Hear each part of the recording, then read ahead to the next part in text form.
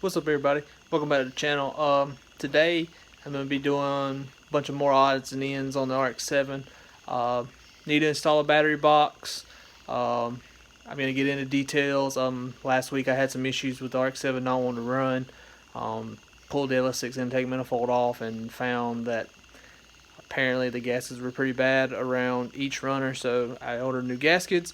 Bent a starter bolt trying to take the starter off. Don't know how that managed, but it's giving me problems getting it back in, so I ordered new starter bolts, and I need to put the interior back together. So let's get started. Alright, so this is the LS6 intake manifold.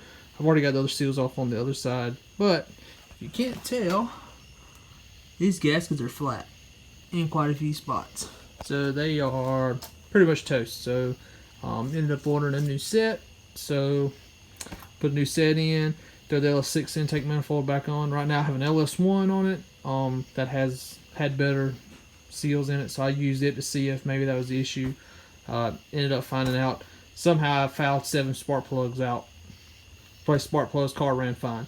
But I want to put the LS6 back on since it flows a little better. So, alright, new seals are installed. All I have to do is now to install it. I'm getting pretty good at taking these intake manifolds off, so they usually only takes me about 10 or 15 minutes to swap them out. Becoming a pretty common thing for me to do. LS swap's supposed to be more reliable than a rotary. It is, but you know, just a little joke thrown out there.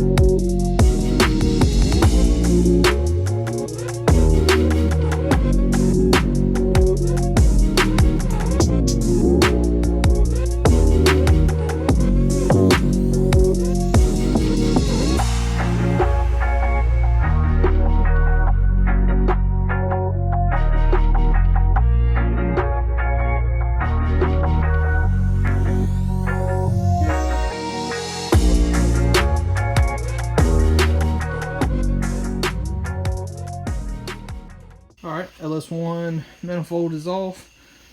Video camera said 7 minutes is all it took me to pull it off. Like I said, I'm getting pretty good at pulling these manifolds off. Luckily I have a spare one laying around that I can, you know, play around with to make sure that wasn't the issue. Really don't know what's going on. It definitely needs a tune. It's fouling out plugs pretty badly. But we'll get there when we get there. So let's go ahead and get the LS6 intake manifold back on, and so we can get it started back up.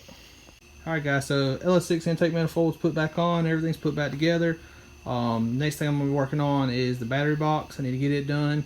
Don't want the battery sliding around while I'm driving the car, so if I want to tag an insert I need to get it done, so that's what I'm going to jump on next. Alright guys, so I didn't record the battery box install. Light's trying to die on me. Got poor lighting, so I went ahead and just rushed through it and knocked it on out. Alright guys, so it's the next morning.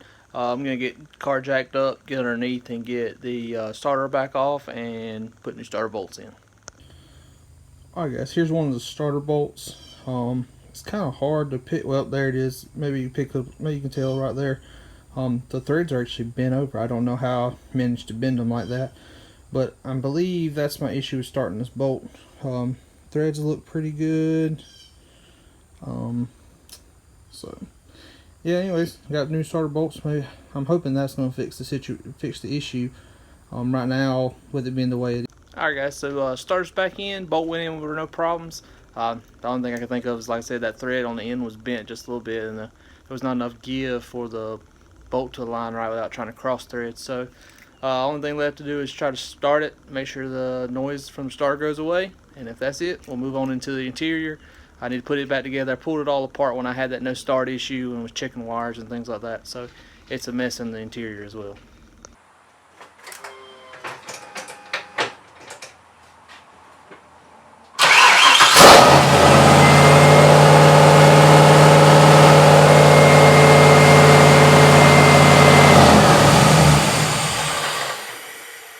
Alright, so you've seen this video. cranked it up. It went to revving to 2,000 RPMs right off the rip. No clank from the starter though. Thinking what I did, and I've already reached in there to find out, is there is on the density sensor on the back of the intake manifold, there's a little vacuum line to it. I run it plugged. Apparently I didn't put the plug on it, so that's what's causing the car to rev so high.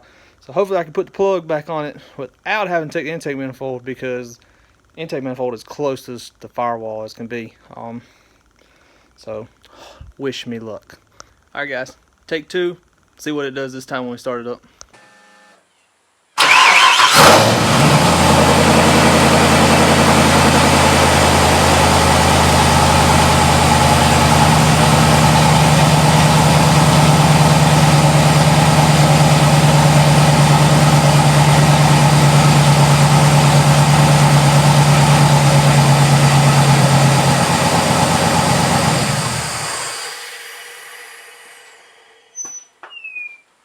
Alright, so the motor's back to running right.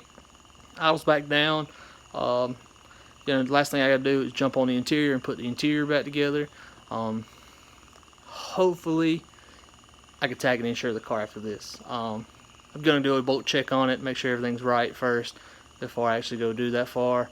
And then hopefully the next video will be tagging insurance, and I'll be able to finally drive for the first time my RX-7.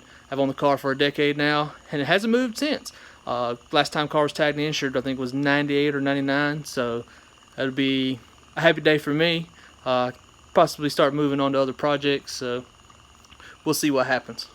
As you see, center console's been ripped apart. Got all the ECU and one of the fuse blocks sitting out on the ground, so get it all put back together and try to finish up a few odds and ends, maybe clean the car out, wipe the dash down, things like that. Alright, so tiers put back together, wiring harness and the ECU's been put back underneath the carpet and things like that. Alright, that's probably where I'm going to end tonight. Only thing I got left to do is really clean the car out. I need to do a thorough clean job on the car. There's stuff just from things taken apart. I set them in the passenger seat. Didn't get back to it and never get back to it. It's junk anyways, because I don't plan on running any of the moldings and things like that. So I'm probably going to do that tonight, get finished up with that, and like I said, hopefully the next video you'll see will be the car tagged and insured and taking its first spin down the road since, like I said, 98, 99. So if you like what you're seeing, please like, comment, and subscribe for more. We'll catch you next time.